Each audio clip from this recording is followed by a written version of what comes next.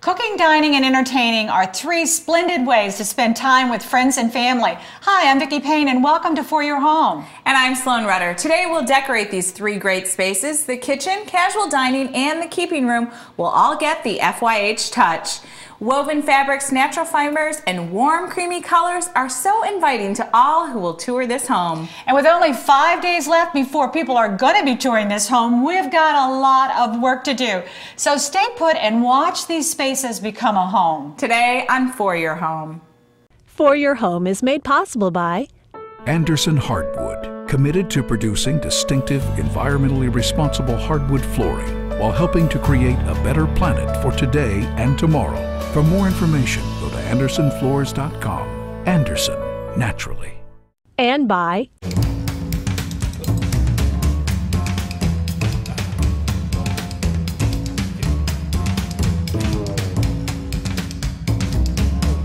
and by Ames. Ames True Timber has offered innovative landscape products since 1774, providing non-powered lawn and garden tools, wheelbarrows and lawn carts, watering products and decorative accessories, including planters. And by Riverside Furniture.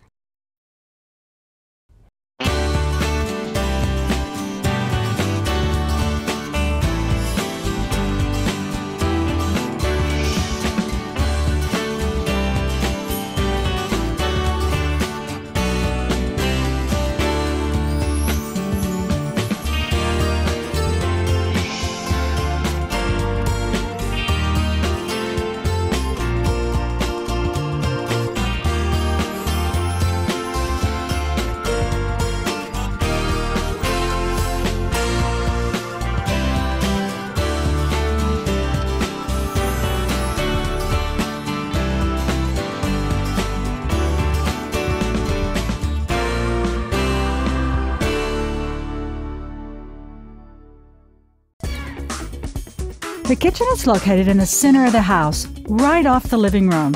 Our challenge? To find three spaces and then make them function as one. We have great architectural features to work with. Wood beams, a fireplace, lots of great windows, a good layout with easy access to the outdoor spaces. This should be a fun project. This has to be one of my favorite spaces in this entire house. This is really the central nervous system of the house.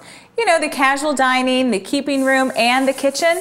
You know what they say, no matter where you host your guests, they always like your kitchen best. So we need to make sure that we create the most efficient space for the family and for any of the guests that they may be entertaining. Now, the best way to define a space when you're working with a large room like this is by using a rug. You guys want to set that down just kind of right here, and Sloan and I'll get it in the right spot. Thank you. Rugs are really a great way to isolate certain areas and really define the way the seating's going to be. Now, Sloan and I had this rug custom made for this space, and we really want the rug to be large. So Sloan, can you give me a hand with this and let's start rolling it out. Now, the rug we chose for this room is made out of olefin materials, and there's a lot of those rugs out there. You'll find them. And the great thing about that is this is the family living area, so it'll clean up really easy. Sloan, I measured this before you roll out. We need to be about a foot off of each one of these walls. Now, we're going to be putting a pad underneath this rug as well. It's just a non-skip pad, or non-slip pad. And you want to always use a pad under a rug for two reasons. One, the obvious, so it won't slip around. The other is it protects the backing on your rug and your floors. So always remember that, invest in a good pad. But we're going to roll out the rug first. Because it's easier to shimmy and slide it around without the non-skid pad under it, folks. So we'll get this out and get it exactly the way we want it. When we're happy with that, then we'll come back in, make our final adjustments, roll it back, roll out the pad, and then roll the rug down. We're going to mark our rug by just using a little bit of tape around the outside edges. Then we can roll it up, place the pad exactly where it needs to go, and then roll our rug back down for keeps.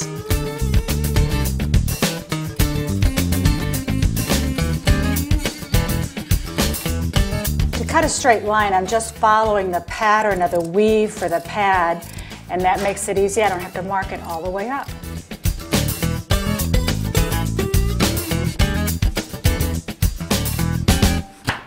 Now it's perfect. Now you might be asking yourself, what's a keeping room? Well, the term really dates back to the colonial times when a house was really cold. The family would all gather in the keeping room because they knew that space could be heated by the kitchen stove. So basically, it's a room that is connected to the kitchen. Today, we have a lot of different terms for a keeping room. Sometimes we call it the great room or the family room. The main focal point, though, of these spaces is a fireplace, just like in our keeping room. Now, one of the most charming things about this space is these beautiful cedar beams that run the full length of the space. The only problem was we used the cedar beams and we used cedar posts on our fireplace. We had to figure out a way to get them stained so the color would match exactly to our beautiful hardwood floors. So for Sloan and I, that was a job that was just designed for Bruce Johnson. Take a look at how he and Sloan solved our problem. We have 6 different types of wood that we're using in the home, and we would like for them to all have the same finish. So to help us achieve our goals is Bruce Johnson. Hey, Bruce. Hey, Sloan. Oh, I hope you're not asking the impossible from me here. So. I hope not either. It's a beautiful house. I don't think I've been in a house that has such beautiful wood in it. Isn't it gorgeous? Yeah, it's great. But so many different types. Yes, yes. And we've got our primary wood here. You know, the floors have been pre-finished, pre-stained, so we don't have any control over them. Right. And they're beautiful. They are. Now this is a cherry flooring. Yep. Okay. And it's got a dark walnut stain on it. But notice this about wood. Wood's always a little unpredictable. You know, we're not talking paint here. Within this one board, we see a little bit of yellow, we see a little bit of reddish hue in there, and then of course we see that dark overtone. So that's what we're going to try to achieve, but we're not working on cherry. Right. We got some different woods here. Okay. For instance, our first project, we've got some pine pocket doors here. Okay. Beautiful #1 pine, looks just like this, unfinished. But you know, from your experience, you know what can happen. When you stain pine, it turns blotchy. All what right. you've got to do first, before you put any stain on pine, which I think I know exactly what you're going to say, is to condition it first. That's always a big step. Because once you do, then you get this, more even staining. I want you to hand me that foam brush, and very easy. The conditioner doesn't add any color. It's just a thin sealer coat that's going to help the stain go in more evenly. It really just preps our board. Exactly right. Now this one, you need that to sit on there about 15 minutes. Okay. I've already got this one ready, so we're going to put a stain on here. You can put your stain on with a rag or a brush. I'm going to use a rag on this one. And since we know we need to get some red in there, I'm going to use a red oak oil-based stain on here. Now I think the most important thing too is that you're working on sample boards, which is what everybody at home needs to do as well before any staining project. Absolutely. You don't want to start staining on your wood until you're sure you're going to get the color right. Now, many times what we have to do is put our stain on in 2 steps. You notice on this one, we're getting our red, and that's what we're going to want to have, but we don't have our walnut in there yet. So we're going to set that aside and let that dry, and we're going to come back and put some darker walnut on top of it. All right. Now, I think we've got another door out there we're going to work on too. This is our exterior door, which is mahogany. Mahogany. Mahogany is a great hardwood. It's going to be perfect for an outdoor door. The nice thing about a hardwood is we don't have to use the wood conditioner. Okay. So we can put our stain directly on here. And again, we're going to want to get some of that reddish hue that we're picking up from the cherry. And I'm putting my stain on in a circular motion to get it down into the pores of the wood. But the last thing you do... And look at the grain just pops up in that. It's so funny how the different woods You want to wipe it off with the grain. Okay. And now you can see we're getting awfully close here to our color, but we don't have quite enough of the darkness. Right. Now this particular board, I've already put the first coat of stain on, so we're going to step it up. We're going to go to something a little bit darker. On this one, we're going to go to a dark walnut stain right over the top of what we applied before. So this is going to give us more of our darkness. Now, are you going over the entire surface of it, or just, okay. Yeah, and you can do highlights too. Have you noticed when you go back to your model board there, it's not perfectly even. So what you want to do is you put it on and then you let it soak in, but then when you take your rag, you can wipe it off more in some areas. Okay, so then that's how we would achieve like this area in here where it's the lighter and the dark. Okay. Yep, yep. Now with an outside door like that, you want to make sure you put an exterior finish on it when you're all done. Something that's designed for outside wood. Okay.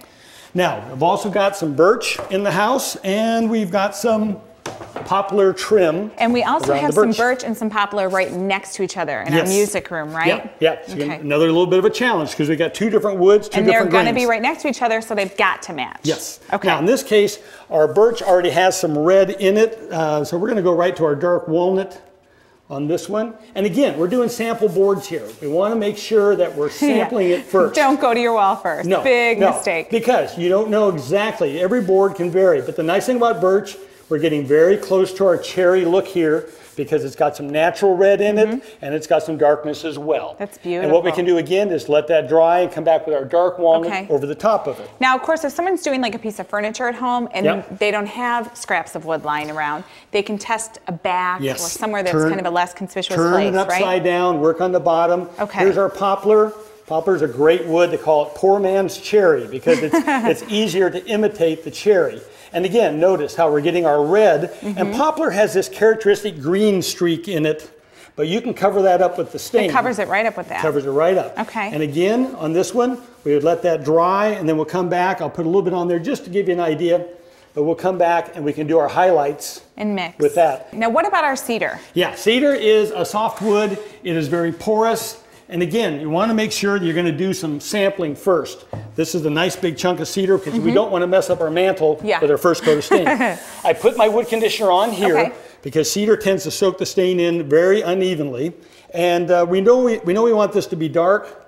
So let's put a little bit of dark stain on here. Looks very dark at first, doesn't it? Yeah. So on this one, we're going to want to wipe that off right away. See? Now, if that was a little bit too light for your taste, put the stain right back on. It's better to go light and get dark than be dark because you can't get light, right? You can't get it back. Once that stain goes in the wood, it wants to stay there. So let's see, I've got some dark walnut here. I think that's our color, Bruce. That's the color we want. All right. I'm going to go grab my digital camera so I can take some shots for Mom. You're not going to help? I think I'm leaving this up to the expert. Don't you think I should? All right, I can take care of this one.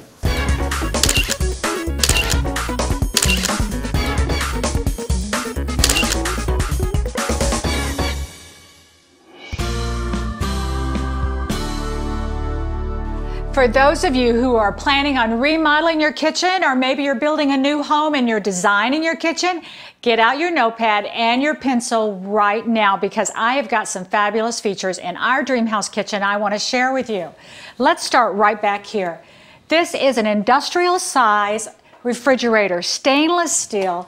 We have a huge freezer compartment. You can even get a pizza box in here, and around my house, frozen pizza, gotta have a place for it. This side, big, large, lots of storage for our produce. If you love to cook, you're probably already drooling over this cook center. This is one of my favorite parts of the kitchen because of the architectural detail. We have this nice arch and it is lined with subway tile. These are tumbled marble and we call it subway tile because they're a 3-inch by 6-inch size. You'll see them glazed and frosted, all different colors, but that's the term. These are little glass tiles that we have in the back. That's just a little pop of color, kind of moves the brown of the cabinets around. Now, if you like to cook pasta, here is going to be something you want. This is a hot water dispenser. You can put your pan right on here and fill it up at the stove. You don't have to lug those heavy pans from the sink to the stove anymore. Our stove is plenty big for any Thanksgiving or Christmas get-together. We have 8 gas burners up here, plenty of space. Below, we have double ovens. One of the ovens even functions as a convection oven, so you can really do any kind of cooking combinations you need around your kitchen. We have beautiful granite countertops in most of the kitchen. This island, and I say this island because we have 2 islands in our kitchen. This island has a beautiful granite countertop on it, and it's what we call our prep kitchen. That's where we do all of our hard, dirty work. We have a big old stainless steel sink here with a garbage disposal. Again, plenty big to put pots and pans into here. Beautiful brushed nickel faucets on our island. And here we wanted to keep it very plain and very clear because you want to have room to work. A basket where you can tuck away your soap, your towels, that works. And of course, you know me, I got to have a little bit of flowers in our space. Now, moving over to this side, we have an absolutely incredible piece of furniture. Well, that isn't really true. What we have over here is a beautiful set of cabinets that look like a piece of furniture. Our dish rack will hold 22 dinner plates, and that ought to be enough for any party you have planned at your house. Remember when we talked about bringing the light color from the kitchen down to our keeping room? Well, that was the light color of these cabinets with this beautiful antique glaze on them. We also brought some of the dark colors from the keeping room up this direction by using a walnut countertop. This is beautiful hand-rubbed natural wood. It will last, it's very durable, much more so than you might think. This counter is great for serving and is conveniently located right across from our wine cooler. On the back side of our prep island, we have a dishwasher, and on the front side, we have our microwave oven. Now, we have two islands in this kitchen. This is our serving island. And you know, a serving island is so good to work with because you can set up for a party like we've got right here and still have plenty of room to prepare your food and do your cooking. There's lots of space here, whether it's breakfast with a family or you're entertaining a big crowd. So when you're planning the kitchen around your house, I hope some of these little features might just end up in your home kitchen.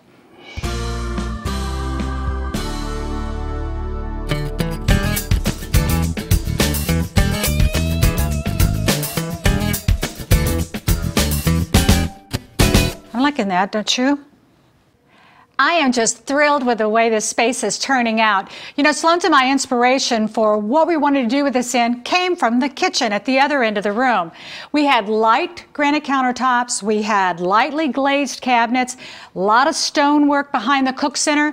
This end of the space, though, was really dark, so we wanted to bring that same light and airy feeling down here. We did that by using linen drapes, a nice light colored rug to anchor the space, and the furniture we're working with. We're working with 6 different manufacturers' furniture, and look how great it all goes together.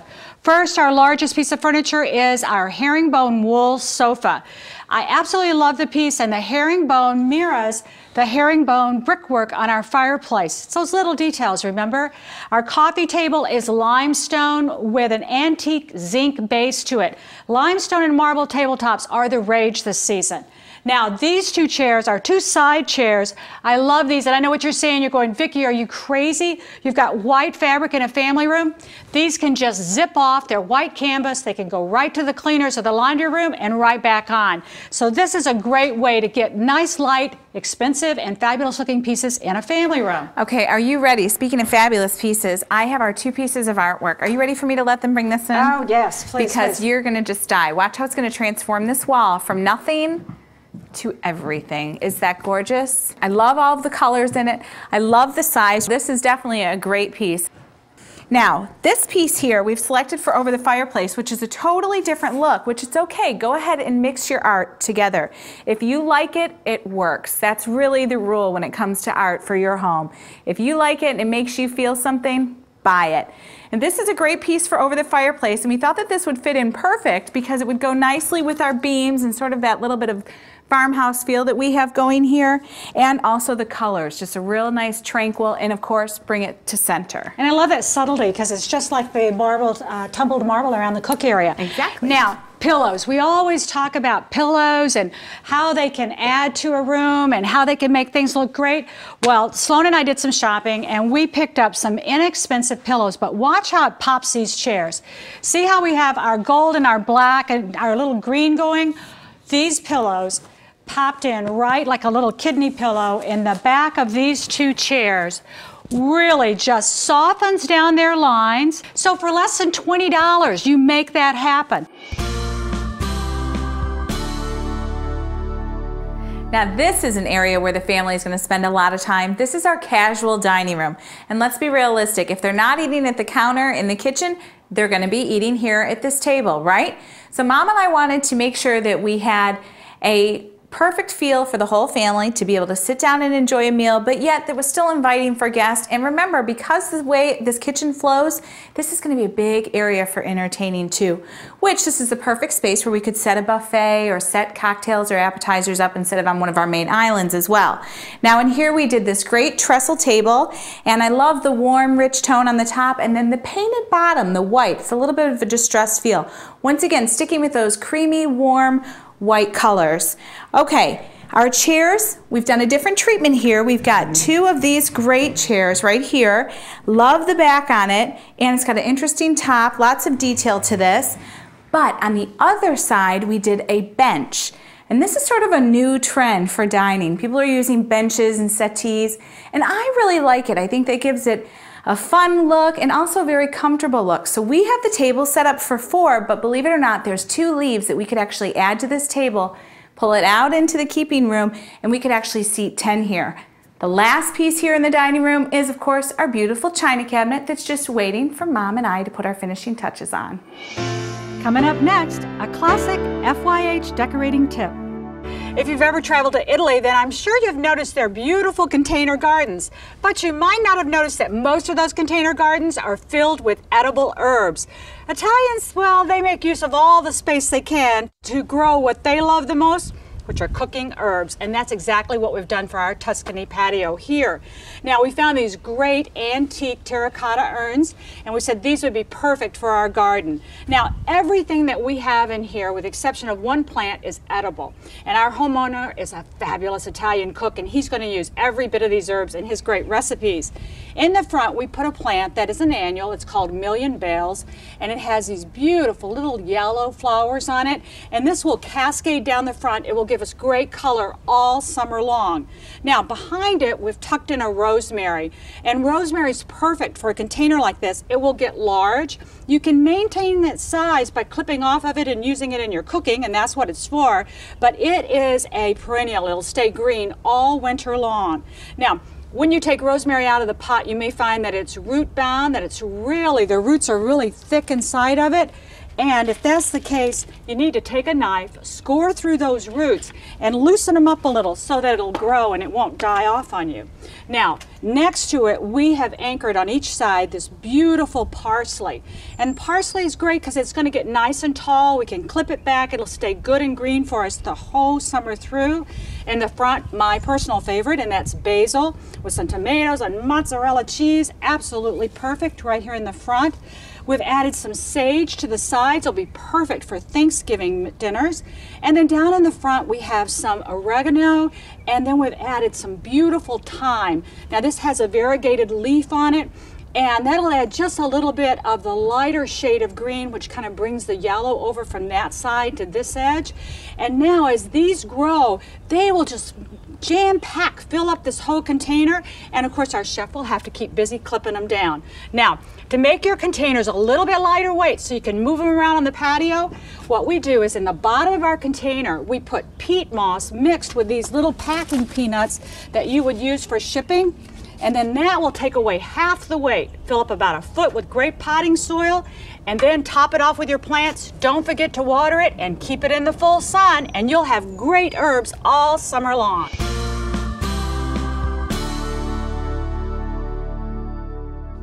We started with a blank slate full of possibilities. We tied the 3 spaces together by using the same color scheme. The light glazed cabinets add an airy feeling to the space and are perfect for storage and displaying your favorite dishes. We accented the kitchen with a wooden countertop, which carries the darker tone from the keeping room right on into our kitchen. The tiles around the cooking area add just the right amount of detail to this dream kitchen. You really couldn't ask for more great features when cooking and entertaining. This casual dining area off the kitchen is all a family needs to enjoy a great Sunday brunch together. The rug and the rich floors blend beautifully. The large china cabinet provides display space and plenty of additional storage. The heart of the home, the keeping room, came out better than we could have hoped. It too is defined by an easy-to-care-for rug. The fireplace mantel turned out perfect, thanks to Bruce. Our ivory linen drapes are elegant and understated.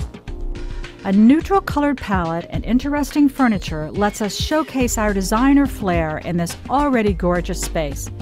The exquisite herringbone sofa serves as a centerpiece and ties this entire seating area together. Our original artwork accents the space and brings a soft pop of color, while the buffet lengthens the room and displays our matching lamps and artistic pieces. We have created a sophisticated yet inviting space that will surely be the center of activity for the family and their guests. You know, Mom, I don't think that I would really mind if I had to be kept in that keeping room or if I even had to cook in this kitchen. That means you're going to learn how to cook? Yeah, I don't think I would mind doing it if I had a kitchen like this for And I know I would love to sit over there and let you serve me whatever you learned to cook. Oh, of course you would. You would love that. But I hate to break it to you. I think we're going to have a couple of all-nighters, and not in the kitchen, but in that keeping room, because we still have a lot of work to do. Yeah, we have 5 days left, and our next decorating challenge is the music room and the dining room of this show house. That's right. It's all about baby grands and little black dresses. So join us, won't you? Because we know you want to see how this project turns out. We'll see you next time on For Your Home. If you would like additional information about today's guests or project ideas, please visit us on the web at foryourhome.com. We will do our best to help you out.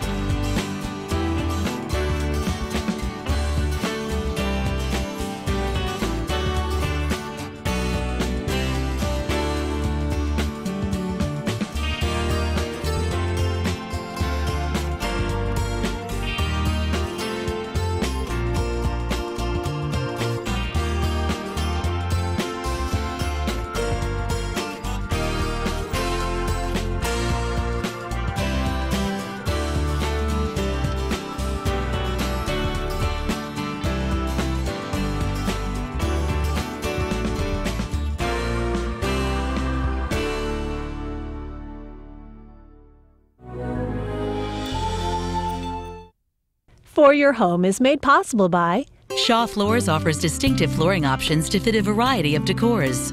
Shaw strives to have a positive impact on the environment by producing recyclable products like Anso nylon carpets and Epic hardwoods. Shaw, where great floors begin.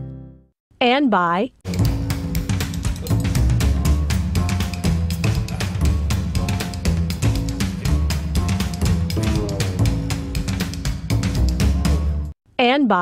Ames. Ames True Timber has offered innovative landscape products since 1774, providing non-powered lawn and garden tools, wheelbarrows and lawn carts, watering products and decorative accessories, including planters. And by Riverside Furniture.